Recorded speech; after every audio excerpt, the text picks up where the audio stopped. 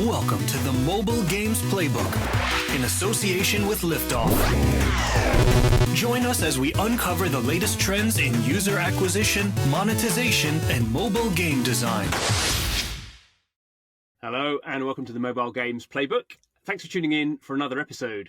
This is a podcast all about what makes a great mobile game, what is and isn't working for mobile game designers, and all of the latest trends. I'm your host, John Jordan, and joining me today, we have two experts. So we have Teemu Palomäki, who's Senior Games Analyst at GameRefinery by Liftoff. How's it going, Teemu? Doing great. Great to be here. Good. And also joining us, we have Sonja Skoglund, who is a Games Analyst at GameRefinery by Liftoff. How's it going, Sonja? Very excited to be here. Thanks for having me. Good. And the reason we have you two in particular is you are experts on the Japanese games market, which is useful because that's exactly what we're talking about today. So I guess the Japanese mobile games often come up in the podcast. I don't think we've done a episode on it for a while. And I guess it's interesting because it is one of the larger sort of games markets in terms of sort of economics. And also a lot of innovation has clearly happened there. It was actually one of the first sort of big mobile games markets. And also culturally, it's quite interesting because there's some things which really appeal to the Japanese market, which obviously appeal globally, and some things which appeal to the Japanese market, which don't appeal anywhere else in the world. So quite interesting from various points of view, which we will discuss. Teemu, are you going to sort of kick us off with a sort of high level sort of approach of, what are the specific things that Japanese mobile gamers sort of really like? What characterizes that market? Well, if we look at genres, for example, one thing that we've recently talked a lot about is how there is the location-based trend, which is on a totally different level than in Western markets, especially compared to US. So like in Japan, we have more variety in location-based gaming. There's obviously Pokemon Go, which is the sort of ultimate brand there. But they also have like Dragon Quest Walk for those who like turn-based RPG or older legacy RPG brand. Pikmin Bloom for casual audiences actually made its first appearance in top 50 this month. As we're recording it. So that's also going up there. They even have like 4X location-based game with Nobunaga's Ambition and, Monster Hunter Now that we have here, action RPG. And there's also like Ekimemo. So you can collect those girls who are also like based on train designs. So there's a lot of variety, and I think there's innovation coming up, with Kingdom Hearts Missing Link coming there. I think it's going to have some sort of location-based gaming, but they are hinting that you could also like move around the world from the comfort of your home. So interesting to see how that turns out. So that's one that is massively different from US, but also like RPGs, popularity of RPGs. It's like almost half of the top games in the market are RPGs, and you see sort of they have a lot of anime based or game based RPGs there, and if not the like brand actually being from an anime, they have a lot of collaborations with different brands to buff off the RPGs.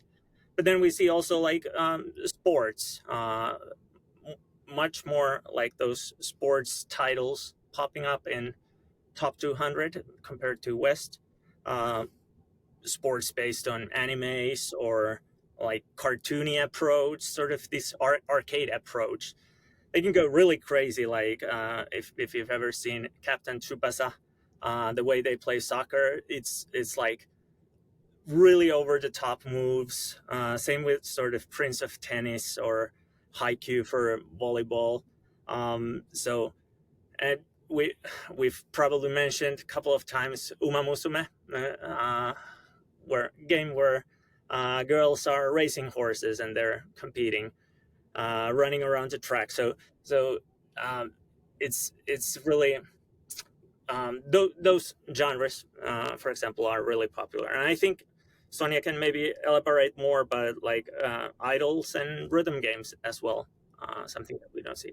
Yeah, those are, you mentioned rhythm games and idle games, so-called. Those are two other genres that really do a lot better or exist in a much larger space in the Japanese market than the Western markets. And well, rhythm games, I think it's quite common knowledge that they're very on a very different level. The popularity in East Asia in general, but especially in Japan, there's a long history of rhythm games in the game arcades, and there's also they've come a long way from just those Dance Dance Revolution small arrows. There's a lot of innovation in the core gameplay there also. And then there's these so-called idle games. There's actually sort of two types, and one is this idle management sort of game where you collect a group of, well, idols, which are like celebrities who are very purposefully produced for business purposes, and people create these huge fan bases for these idol groups. So there are idol management games where you collect these idols and then train them in these training programs inside the game. And then there are usually some interactive story elements embedded also. So that's one type. And then the other one is actually rhythm games and idle games combined, where you get to enjoy being a fan of these idol groups, but also actually playing a rhythm game that's where the music is taken from the idols' real life produced music.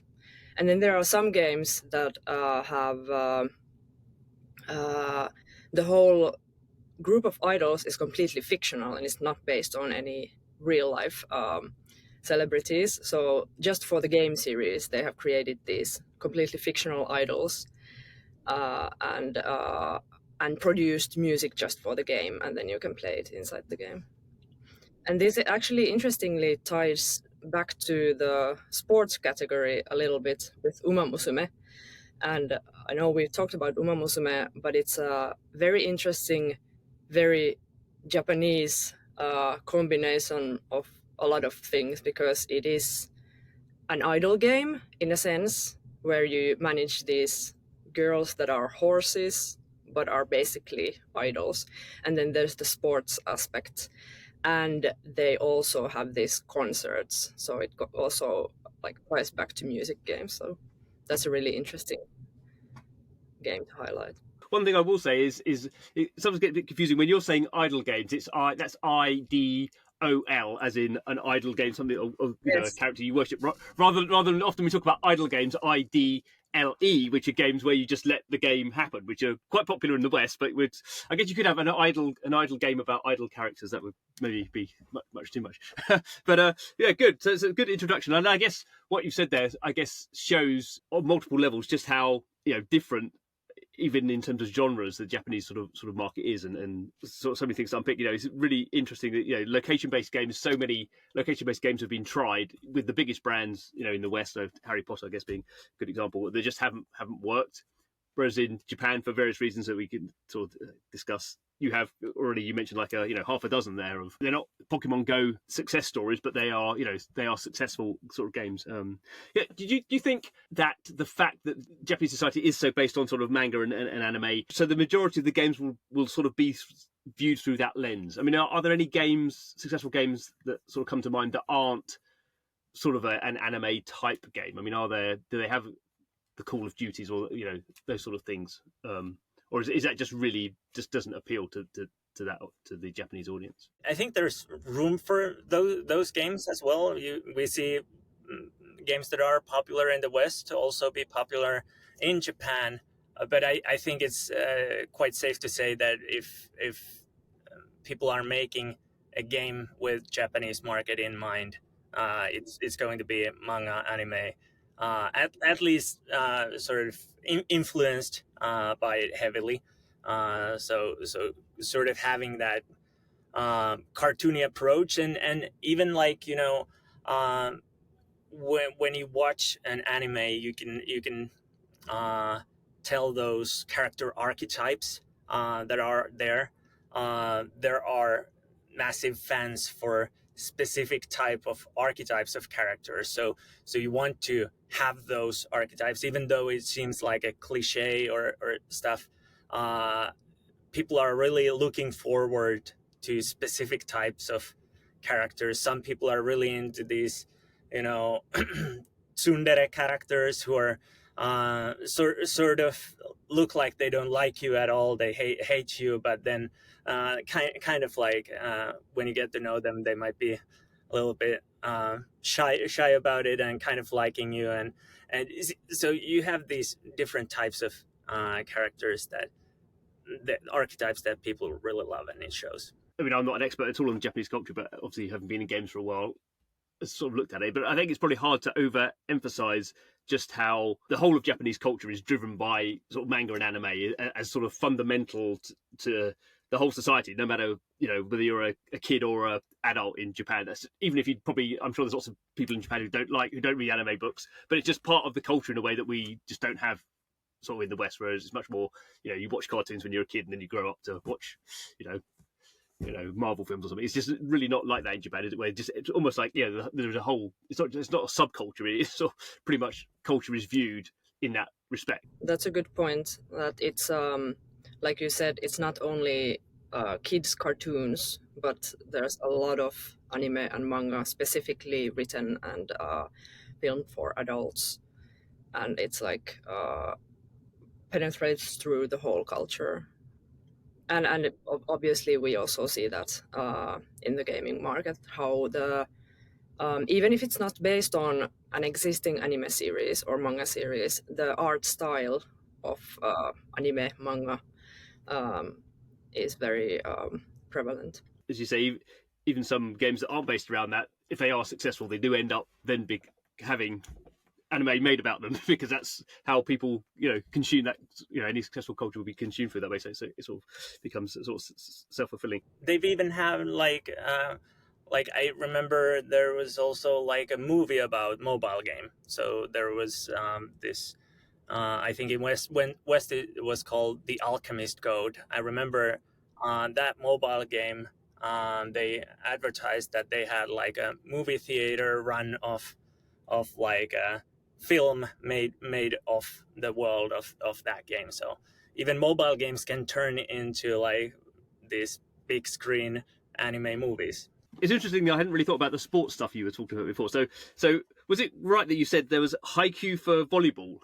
Yeah, the haiku is the name of the anime series. So it's a volleyball anime brand, and they've released a really I think successful mobile game of that brand. And even in that sports stuff, would you see? I guess that there would be, say, realistic soccer games and baseball games as well, but there would still be quite a big proportion that would be cartoon anime. When it's realistic, it's sort of, well, aimed for a more mature audience maybe, and you know, I think the realistic sports, the ones that we see would be mainly soccer and baseball being sort of the big ones in Japan. Of course, those are also popular in the cartoony side as well. But it's also interesting in this one cartoony like arcade sports game about baseball that I played. They have had collaborations with real life baseball players. So also this overlap or mixing of these anime and imaginary worlds with the real world is also something in what we see more in collaborations, I think, in Japan than West, maybe. Because again, sort of collaborations is something that we when we've spoken in previous podcasts about sort of live ops and that sort of stuff, collaborations is a massive thing generally for any mobile game. But again, correct my limited knowledge, I suppose. But the anime scene often has lots of, you have collaborative, the worlds between these anime things are sort of mashed up together in lots of, in every sort of situation. And none of these things are sort of, walled gardens that sort of, here's my anime and characters and they never interact. I mean, it seems like there's loads of, the whole thing is like a mashup, basically. You can go crazy with the collaborations. It's like the games can have so many different characters just interacting there, but I think it's always like one collaboration at time. So not necessarily like multiple brands clashing at once or anything, but of course the collaboration stuff stays in the game and is available. So I've had I've built a lot of my RPG teams around collaboration characters. So no original mobile game characters, but all collaboration stuff, because those can be really strong for a while. Of course, when they sort of fall out, they fall out fast, and like, because you don't release like new upgrades for those characters necessarily. But they're really powerful for a while. So we've had sort of some idea of sort of the culture and the sort of genres. And I guess the other important thing that underpins this is that the Japanese market is one of the sort of most highly monetized from an ARPU basis. So for individual players, the average that they're going to spend is going to be, if not the highest, can be one of the highest sort of territories in the world. And I guess the combination of those things, having its own culture and having people are going to spend hundreds, thousands of dollars a year playing these games, sort of combines the fact that you can have these sort of, to us might seem weird niches, because you don't need so many players to make them profitable, because you have this sort of quite high monetization. So do you want to talk a bit about monetization and how the Japanese market ends up with these very high sort of levels? I think it comes with like the gacha mechanics. They are more varied in there. And I think it's also not just the monetization mechanics, but overall game design. So to make the gachas appealing, you need to have something interesting to pull. So I think the way that the Japanese market is so character centric also plays to that. So and the characters themselves. One thing that is interesting to note, in the West, the characters they might they talk these generic, or they talk about the world of the game, whereas in Japanese mobile games, the characters often speak to you, the player.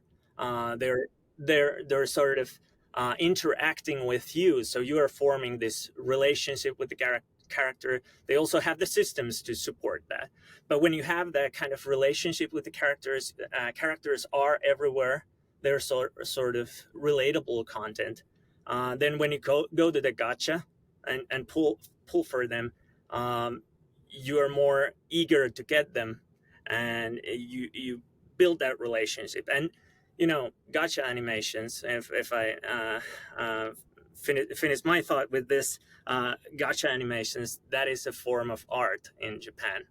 So my favorite one maybe is from Full Metal Alchemist Mobile, where you have this sort of rotary phone that is ringing, or rotary phone that you spin 3-digit number in there, and that's the way you pull the gacha. So you put the digits in, it calls, and then a train arrives, and from the train come the characters that you obtained through that gacha. So it's more interactive, it's creative, it's memorable, and it feels a little bit like you can affect the rates. I think to this day, I think it doesn't affect the rates at all, but it sort of adds that element. Like if you're going to a slot machine, you might put that coin to your hands and blow a kiss or something, like, I'm gonna do this now, and you place it, you put that, you have the sort of belief that this is improving your odds. So if you put your lucky number in that rotary phone, it feels like you can get better props or something. So it's a form of art. Whereas in the West, it can be just press the 10 pull button, and then you pop, pop, pop, pop, pop. You get the couple of shards that you obtain from the gacha. So the excitement levels are totally different.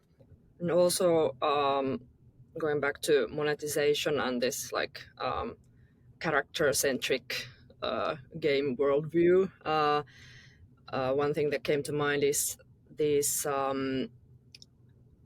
especially in games where you collect these like beautiful, sexy ladies as your characters, like Teemu mentioned, from all of these different character archetypes, like tsundere or a cute or innocent or whatever. Especially in those games, we see these player polls where the game organizes a poll for the players where they can vote for their favorite character, and then they promise that in the next big event they're going to bring content related to the character that's most popular. So obviously that's a great way of securing your gains in advance and really like catering to the audience.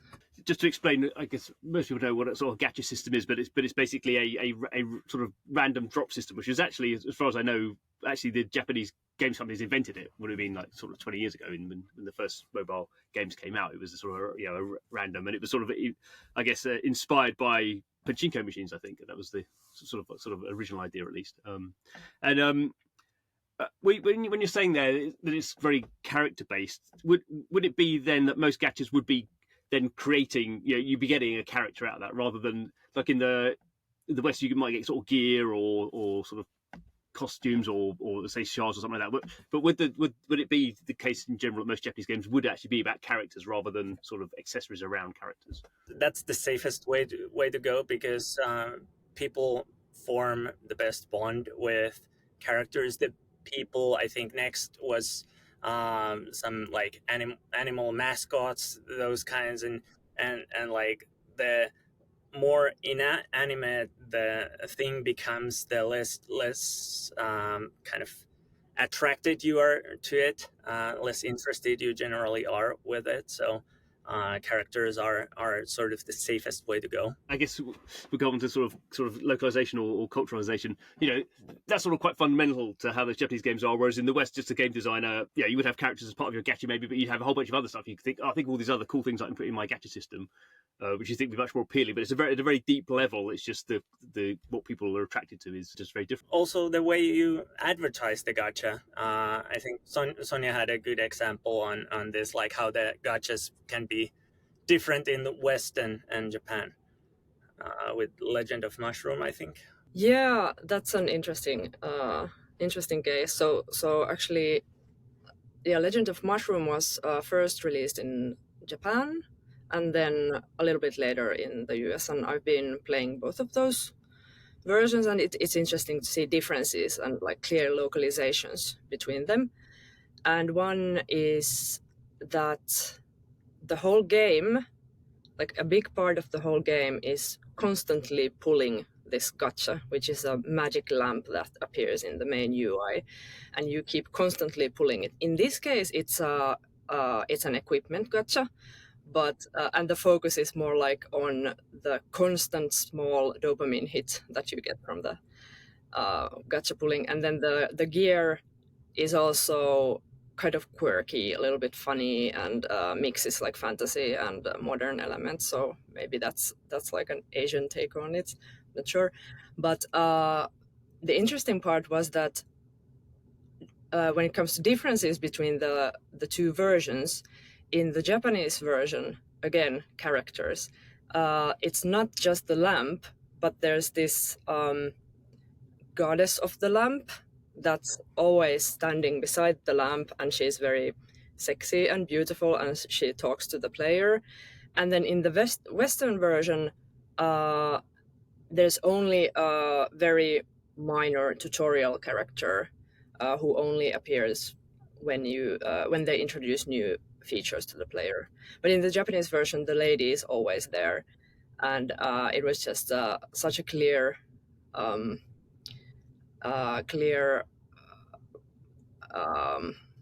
way to implement characters yet again.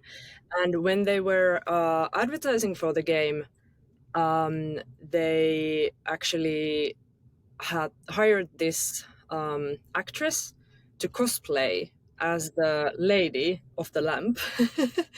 And I think she was maybe singing and dancing, or at least playing the game, and she was a very attractive lady. And so that's also like one thing, like cosplaying as the characters is of course originally a Japanese thing from the conventions, and although we have a lot of it in the West now. It seems interesting that you're having this sort of breaking the fourth wall, so the characters talking to the player, which again would be, I mean, I can't even think, I'm sure it has happened, but I can't really think of that being something that I see a lot in mobile games, whereas, as you say, that could be something that is sort of how players, it's a very subtle but very significant change in how a player would interact with the game world, where I'm in charge of the game and I'm getting, I'm just telling people what to do in the game or getting my characters to do these things, whereas the characters talking back to you, I mean, it seems subtle, but equally, if you expect that, then games that didn't have that, you'd feel sort of like you weren't very engaged with them because the characters weren't doing what you were expecting them to do, which is sort of in any COD way talk back to you. So I guess it's sort of just underlying how different at a low level some of these sort of different sort of cultural games can be. So there have been clearly some Japanese games have been obviously massively successful in the West. Some Western games have been successful in Japan. Are there any trends we're seeing there? Is there sort of more or less of that sort of stuff happening? I guess there are now lots of good localization, culturalization, outsourcing companies who sort of handle these sort of things. So we're much more technically aware of what we need to do. But are there anything you can sort of talk about there in terms of stuff you've seen sort of recently of games doing either well or badly? I'd say localization is always important. No matter what kind of game you're making, if you want it to succeed in Japan, you need to localize it well. The way that you translate this stuff. I know these days it's popular to just throw stuff through Google Translate or ChatGPT or whatever. But like having actual people translate it, check it, that it works. We've seen some localization examples where like words are broken in the middle to kind of two spaces, and like it can look very cheap. So like doing the localization properly. Of course, we mentioned the way you can help the appeal is through the characters, bringing characters to the front. Also, like recognizing Japanese cultural events, seasonal events. I think we have Golden Week starting very very soon. So that is something that is often recognized in Japanese. So it's like a week of like series of vacations in Japan where everyone is sort of off, and it's at the change of April May.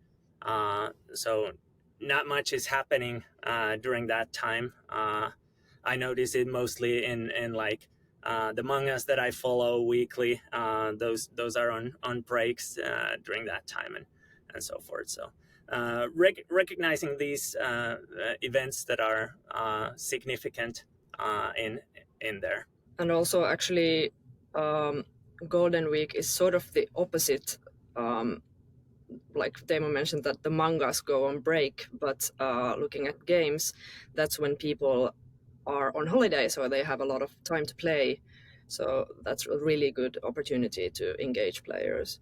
And actually, there's another example of Legend of Mushroom and differences between the localizations, because right now there is exactly a Golden Week event in the Japanese version, but obviously not in the Western version. Yeah, but you don't need to limit it. I think Supercell with Brawl Stars, they had Golden Week event going on in the global version as well. It doesn't really matter. Like it's cool skins, and there are Japan fans outside Japan who enjoy anything Japanese.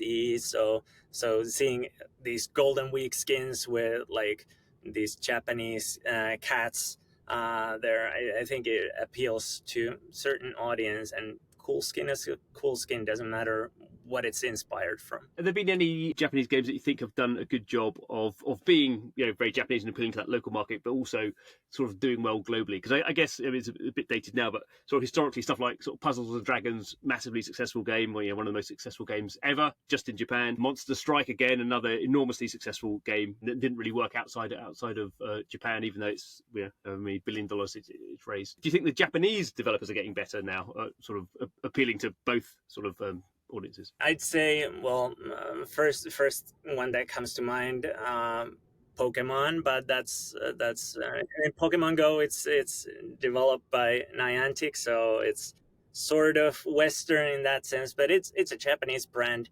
And thinking of more Pokemon games, I think the Pokemon Masters X, that is a game that is having decent spikes, and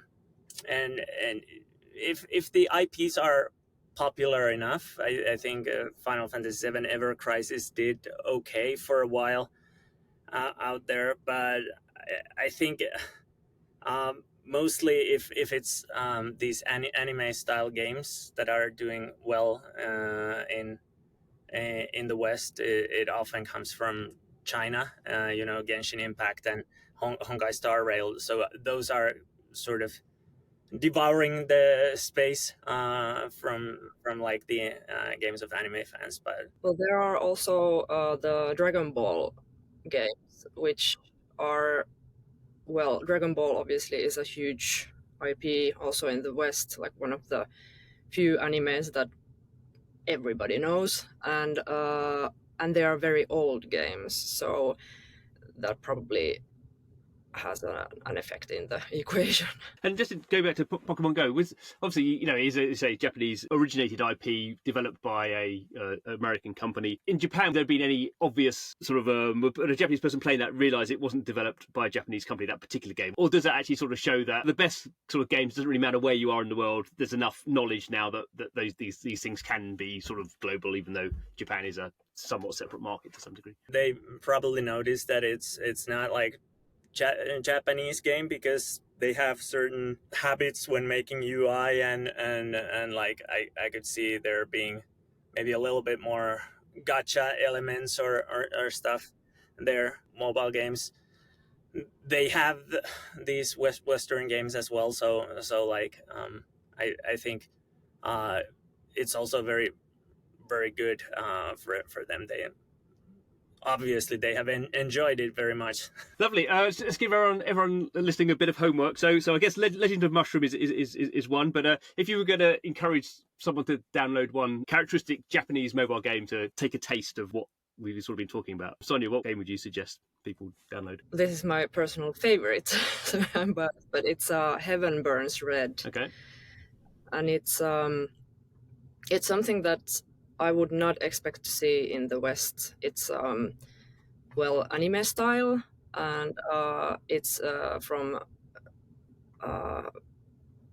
Bright Flyer Studios, and they are known for very very elegant and sleek design, and very deep focus in the story element. So I really enjoy the story, and there's a lot of dialogue and a lot of choices, and you get to play as a female character, interacting with other females and creating these meaningful relationships, and of course enjoy turn-based RPG. Teemu, what would you recommend? One that comes to mind is Memento Mori. I think that was really beautiful experience. It's more successful in Japan and not doing so well in the West, even though there's like localized version. But it has this really beautiful, watercolor art style. Like really, it shows that you can make really these beautiful experiences, and this is an idle RPG, this time IDLE. So that kind of idle RPG, but really beautiful music, really like sort of, it's a great experience, and it's showing that these different types of games can be really popular. It has beautiful soundtrack. Each character has their own song, and so that's something to check out if you want to see something more interesting from Japan. Lovely. Well, thank you very much for your recommendations, and thank you very much for your expertise in the podcast. Thank you, Sonja and Teemu. Thank you very much. Thank you. And thanks to you for watching or listening to the podcast, whoever you are consuming it. Every episode, we are talking about what's going on in mobile games, which is now an enormously variation of gaming around the world, and lots of different cultures, lots of different trends going on there. So I hope you are enjoying our episodes. Please do subscribe, and we'll see you next time. Bye-bye.